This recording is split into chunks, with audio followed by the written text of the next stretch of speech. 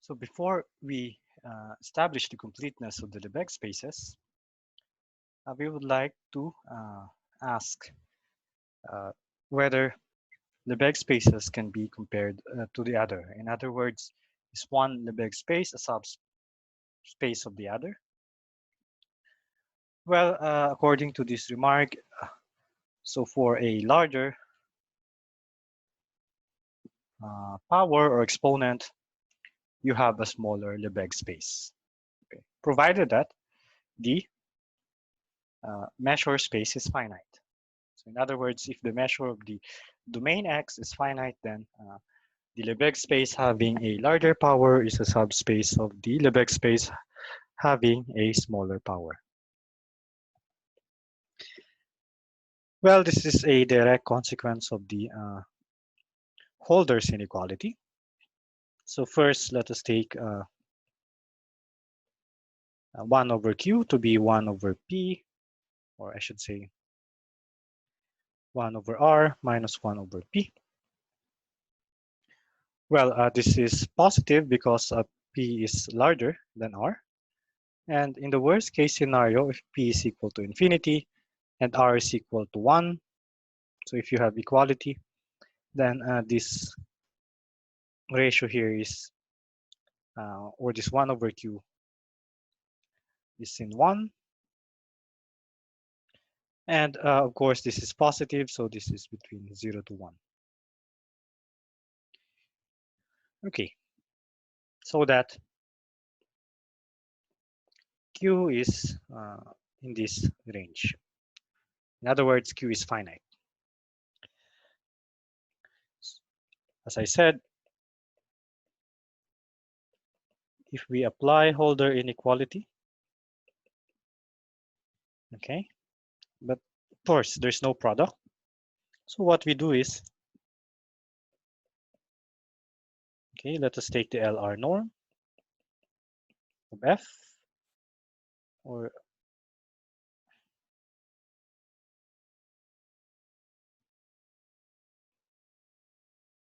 and write this. So this is the same as the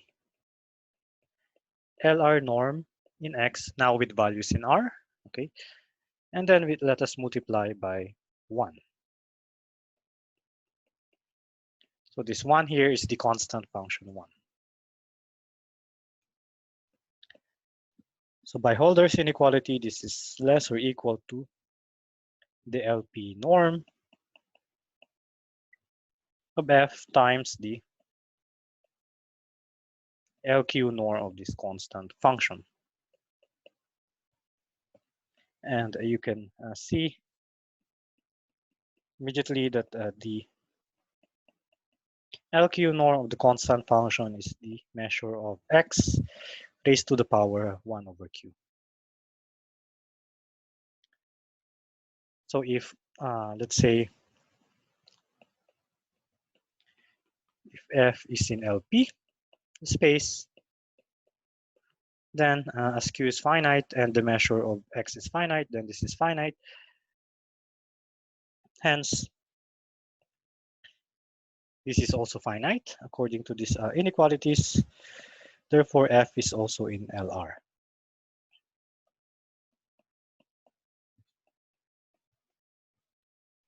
Okay, so again, the Lebesgue space having the larger power is smaller than the Lebesgue space having a smaller power.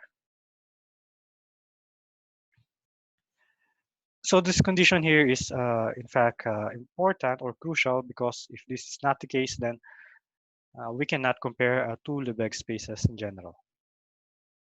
Well, just to give you an example, let us take X to be the open interval 0 to infinity with the Lebesgue measure, and define, let's say, f sub a. So we have here a parameter a, g sub a. These are functions from x to r, and they are defined as follows. So f sub a of x is x raised to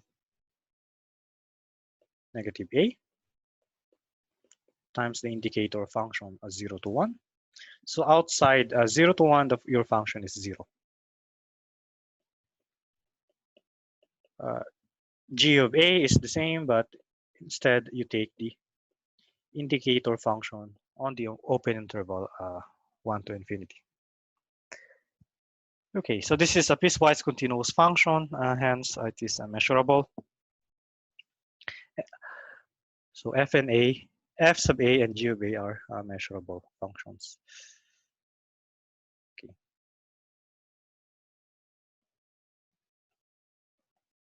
Now,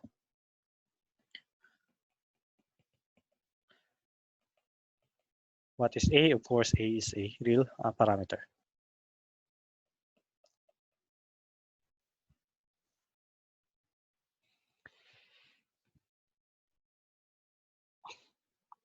Let us mention that, okay, and you can verify this quickly, that f sub a is in LS, let's say, if and only if, and let us change the domain, if and only if the product of a and s is less than 1, and g of a is in LS if and only if the product as is greater than 1.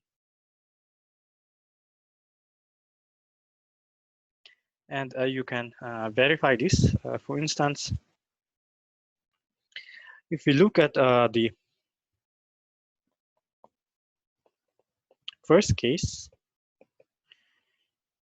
okay, so let us take the integral of, let's say, f sub a of x to the power s. Since f sub a is 0 outside 0, 1, so it is enough to consider the integral. Okay, from 0 to 1.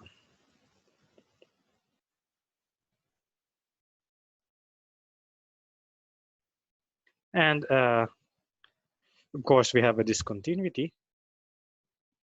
So we need to take, let's say, the limit as x goes to 1 or 0, I should say, from the right of this integral. And let us use a different variable. Let's say b to 1. So this is an indefinite or an improper Riemann integral. And we will have x 1 minus as 1 minus as. And let us put the limit. Okay, so that's b. So the upper, let's start with the lower limit. So 1 minus as, 1 minus x, or that should be b raised to negative, or 1 minus as. Okay, take note that this limit exists if and only if, let's say, 1, the power here is positive.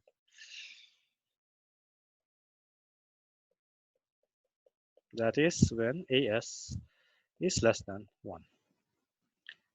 And this is what we mentioned here. And you can do that for the case of GA as well. And I leave that for you to verify. Okay, then if we take, let's say, a to be a number between, okay, let us state the assumption first. So given r greater or equal to 1, less than p, and p is less than or equal to infinity, then let us take an a. So the reciprocal of p is less than the reciprocal of r. So let us choose a number between them. That's a. So that if we take the product of a and p, that would be greater than 1.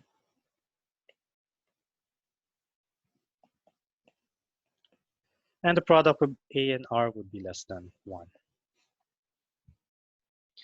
Okay, so take note here that f sub a will be in, okay, taking s to be equal to r, we have that f sub a is in LR. However, if we take s to be p, so the product is not less than 1, since here we have greater than 1. So this is not satisfied, so therefore this is not also true in the case where s is equal to p. So we have here an element in LR that is not in LP. Okay, so in the case of G sub A, since the inequality here is reversed, you can easily recognize that G sub A is in LP, but not in LR. So this means that LR and LP are not comparable. In other words, there are LR functions that are not in LP, and there are LP functions that are not in LR. So one is not a subset of the other. Okay, so that is a comparison of Lebesgue spaces. So in general, we cannot compare the two Lebesgue spaces, but if we add the condition that the measure space is finite, then the Lebesgue space having the higher power is smaller than the Lebesgue space having the smaller power.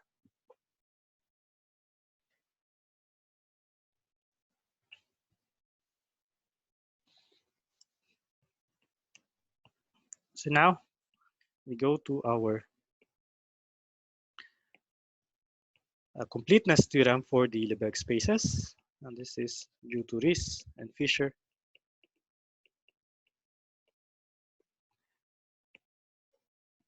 So this Lebesgue space equipped with the Lebesgue norm, okay, and we already established in the previous lecture that this is indeed a norm space. Here we will show that they are complete.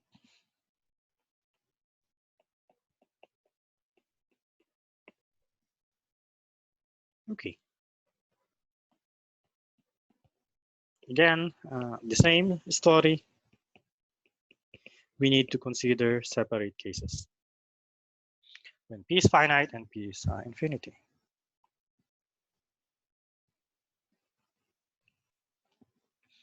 So let's start with our global assumption in any case. So suppose this is, okay, again, not emphasizing the sigma algebra and the measure. Suppose that this is Cauchy.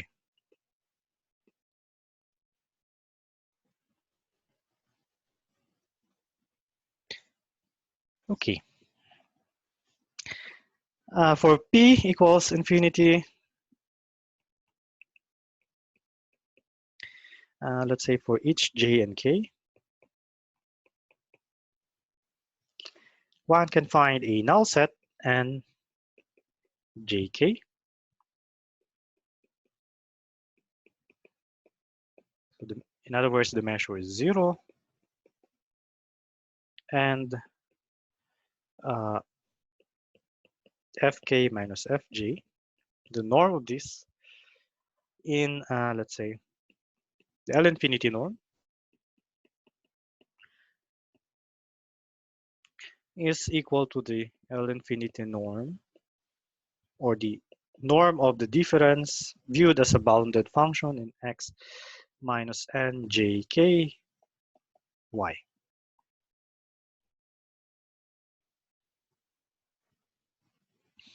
And this is greater or equal to fk minus fj norm in bx minus n, where n is the union.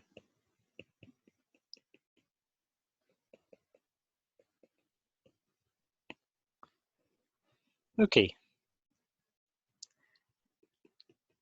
Note that, of course, this is in the sigma algebra. And again, by subadditivity of the measure, this is 0.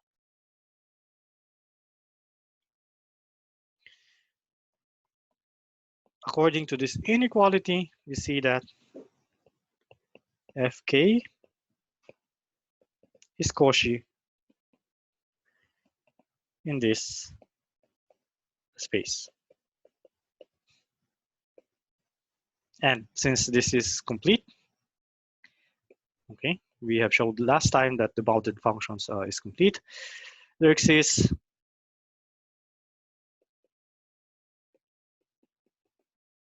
bounded function f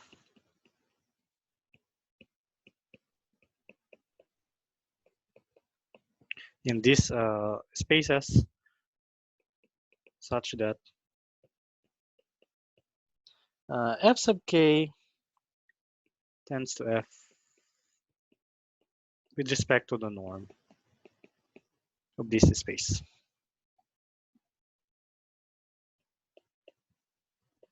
So here as k goes to infinity.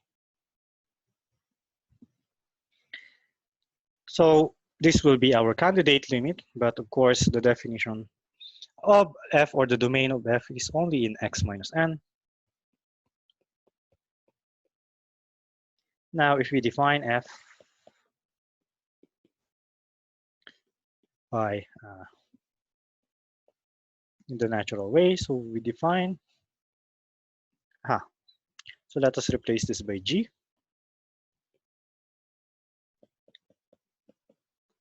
So f is the limit if x is in, let's say, if x is not in n. And if x is in n, you can arbitrarily define this to be any element of y. And for simplicity, let us take the 0 vector in y. Then you can easily see that this piecewise function here is also measurable.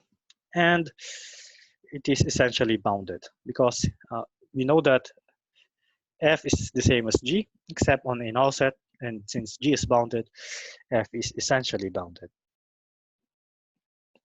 This is, so the f is in L infinity, and here, if you pass j to infinity, you would get that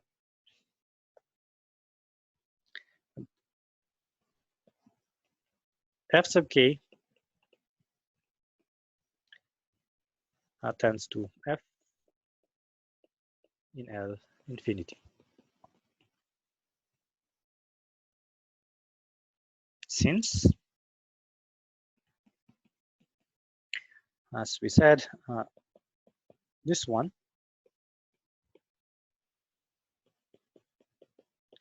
is less or equal to this norm.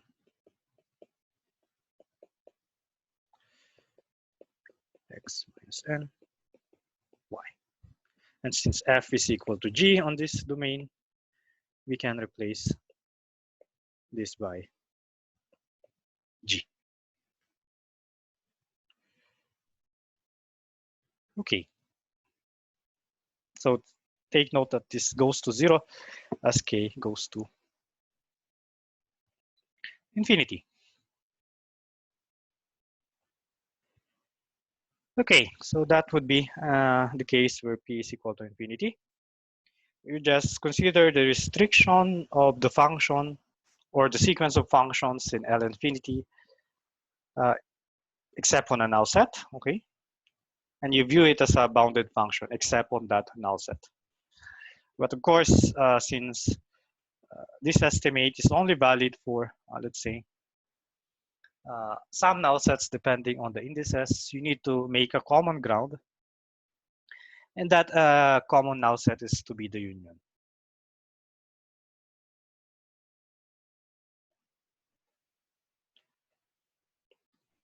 And for the other case, what if P is finite?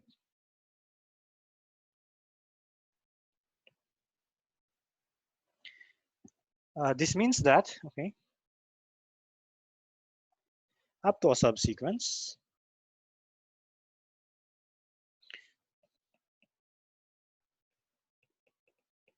or let's say there exists a subsequence fkj. This is the same construction as in the previous lectures.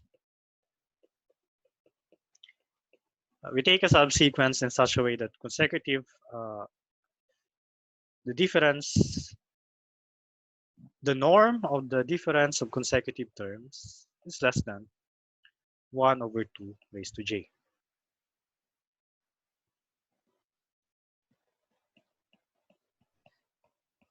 And if you can recall, here we are adapting same strategy as in the case of the Lebesgue-Bochner integral. Let us define this function by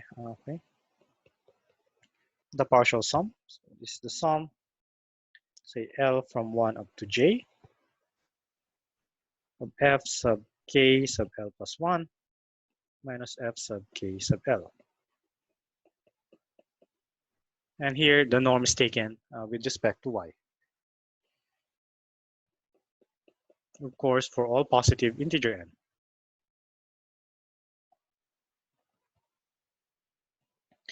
Then this sequence of function is monotonically increasing all j.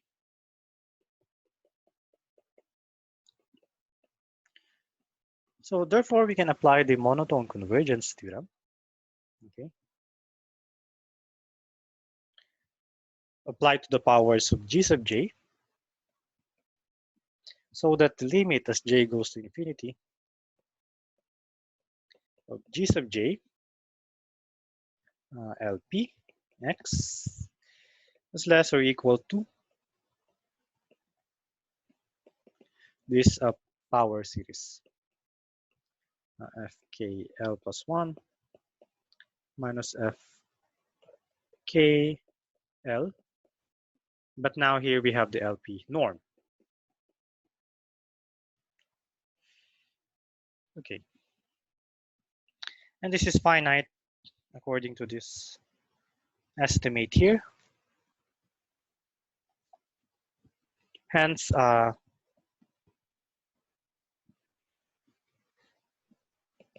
this limit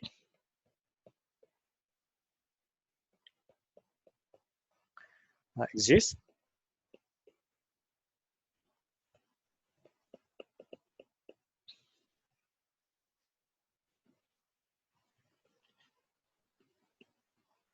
For some g, which is a function from 0 to infinity. Well, this is the same as the case that we have proved last time. And in fact, g is finite, mu almost everywhere. Also adapting the same strategy as before. So you can look at the lecture with regards to the Lebesgue-Bochner integral. The same is true. So this one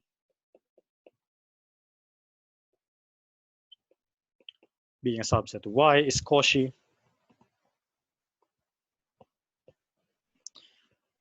for mu almost every x in capital X.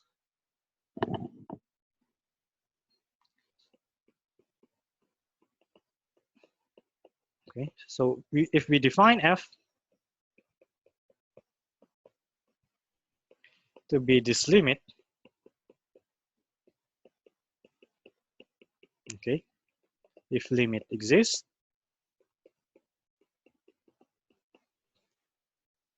zero otherwise.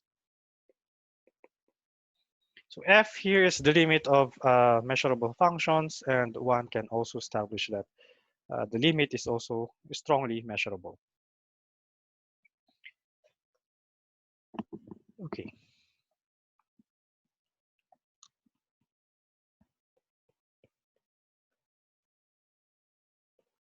Let us write that down.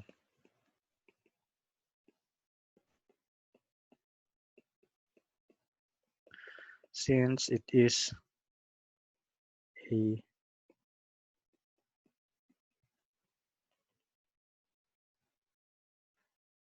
mu almost everywhere pointwise limit of the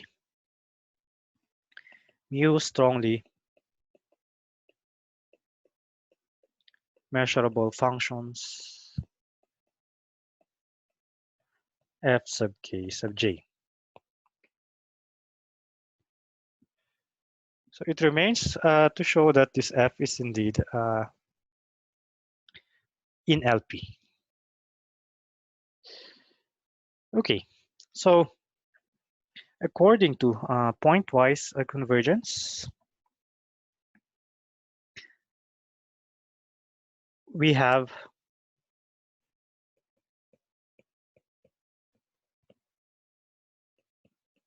so f sub k sub j minus f raised to p tends to 0, mu almost everywhere.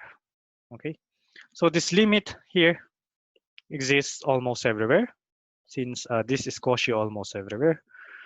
So except on a null set, this one goes to f, or in other words, the difference, and hence the power goes to 0 almost everywhere. Well, we have no guarantee that although the g sub k or g sub j's are increasing, we have no guarantee that the f sub k sub j are increasing. So instead, we apply Fato's lemma.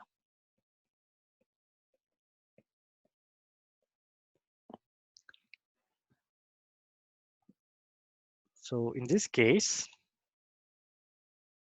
this should be a norm, of course.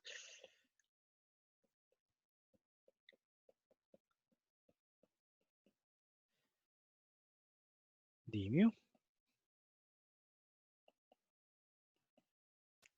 From here, okay, we have this limit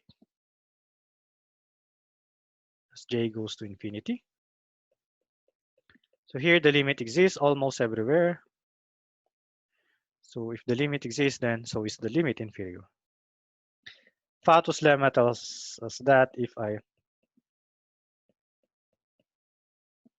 pull out the limit inferior, I will get a possibly larger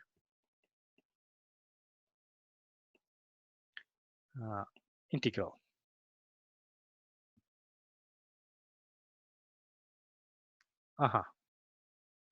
So we should be very careful here. Let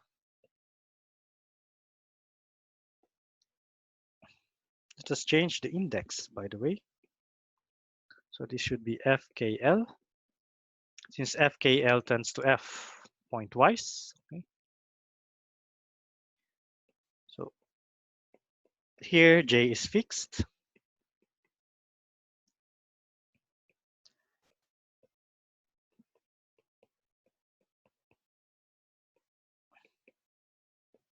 Fkj minus fkl d mu. However, take note that this is 0, approaches 0 as j goes to infinity, since so if the original sequence is Cauchy, this is all any subsequence is also Cauchy. Is Cauchy in LP. Okay, since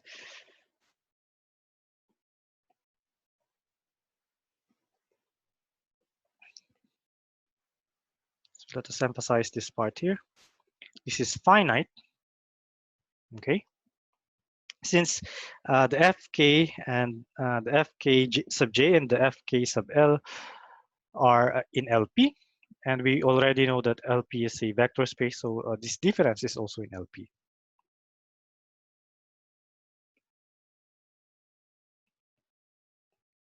Thus, we know now that the difference is in LP,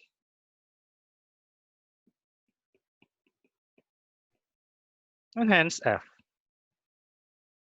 Because you could write this as Fkj minus Fkj minus F, and since LP is a vector space, you have this. And according to this limit here, we in fact establish the convergence of the subsequence to F in LP. Now, since again, this is the original sequence is Cauchy in LP,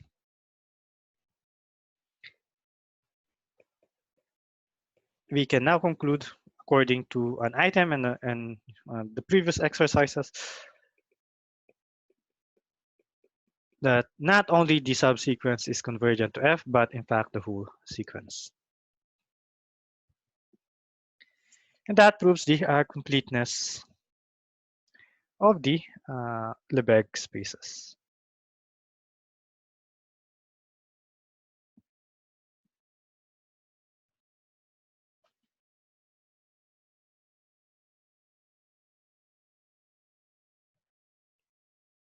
And an immediate consequence of this is the following corollary. So if I have this convergence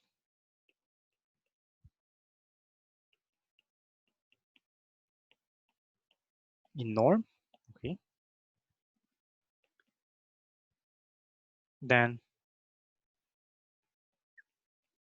there exists a subsequence that is convergent pointwise almost everywhere. On the other hand, if this is Cauchy,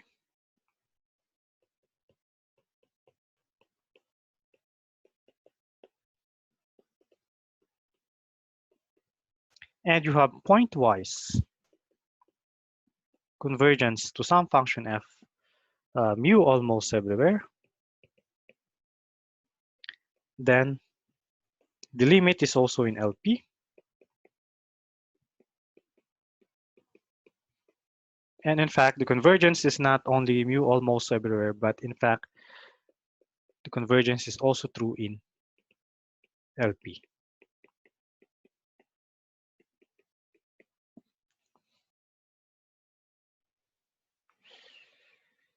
Okay. So corollary 1 means that if you have convergence in LP, then you can find a subsequence which is convergent pointwise almost everywhere. The second one states that if you have a Cauchy sequence and you have convergence almost everywhere, then the limit function is also in LP, and in fact, you can lift the convergence pointwise to convergence in LP norm. So I will leave the details for you to check the proof of this corollary, or you can read the lecture notes. And that's it for Lebesgue spaces.